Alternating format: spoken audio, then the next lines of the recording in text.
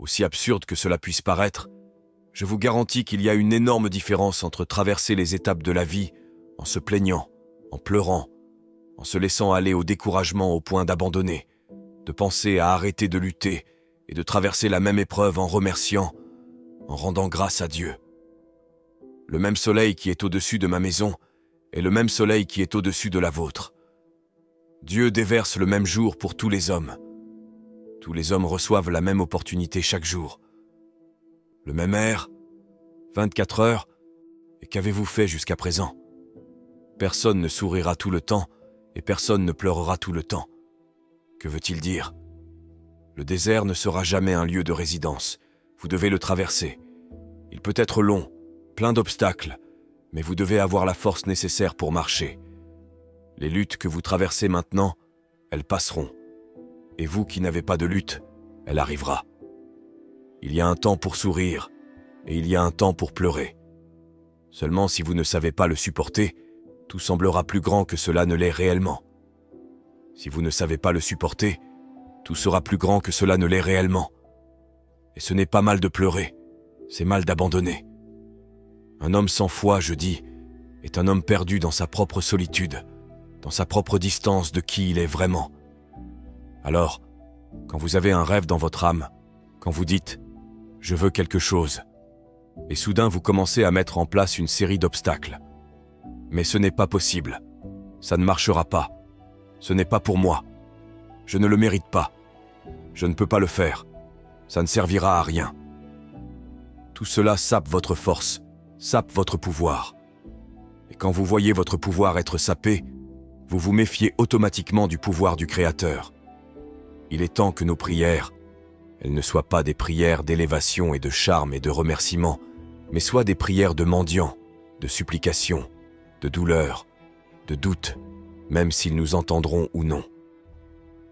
Et quand nous prions de cette façon, nous ne nous connectons pas avec Dieu, nous nous connectons avec la pauvreté que nous créons en nous-mêmes, avec le manque de force de la foi en nous. Nous sommes dans le sentiment de solitude. Et qu'est-ce que la solitude si nous ne sommes pas séparés du Créateur? Si vous souriez aujourd'hui, vous pleurerez demain, parce qu'il n'y a pas de sourire éternel. Et si vous pleurez aujourd'hui, vous sourirez demain, parce qu'il n'y a pas de pleurs éternels. Et c'est le problème. Le problème est que nous faisons coller les saisons.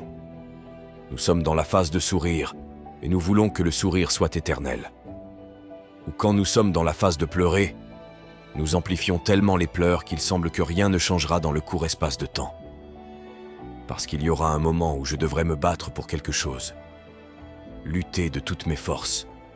Lutter pour garder. Lutter pour tenir. Et il y aura des moments où je devrais juste abandonner quelque chose. Toute croissance qui n'est pas intégrale n'est pas une croissance. C'est une déformation. Il y a un temps pour guérir, mais il y a un temps pour être malade.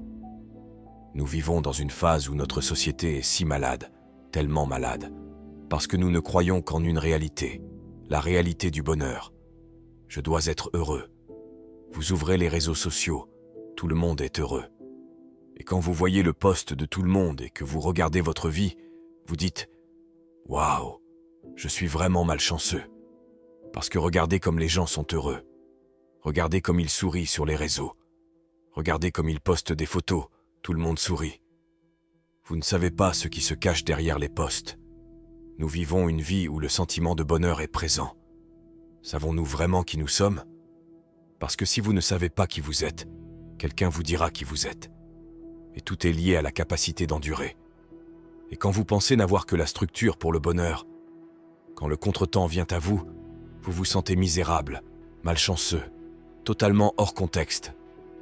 Je crois que les problèmes ne sont pas là pour me détruire, mais les problèmes sont là pour me faire gagner.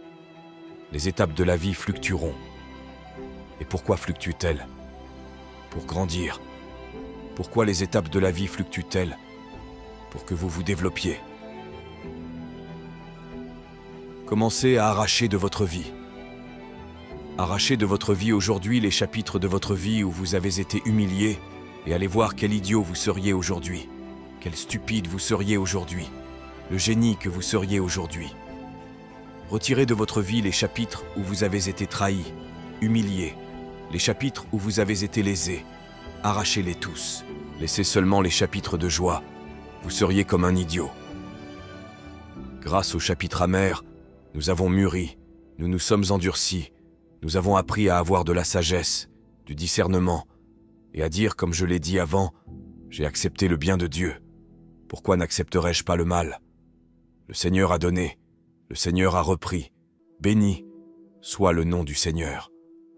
Quand vous découvrez, éveillez le pouvoir incommensurable que votre esprit a de créer votre réalité, vous commencez à vous sentir comme un partenaire de Dieu, co-créateur du Créateur.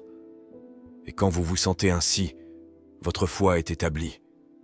Non pas une foi aveugle, mais cette foi convaincue que vous pouvez affronter n'importe quel obstacle. Vous savez que toutes les pierres sur le chemin sont des signes qui vous mènent à Dieu. Elles vous mènent à votre perfection. Que vous pouvez en effet ressentir de la douleur pour une situation, mais vous n'entrerez jamais dans une souffrance intermittente, parce que vous savez que cette douleur est un signe pour vous de vous réveiller, pour que vous grandissiez, pour que vous vous leviez, pour que vous avanciez.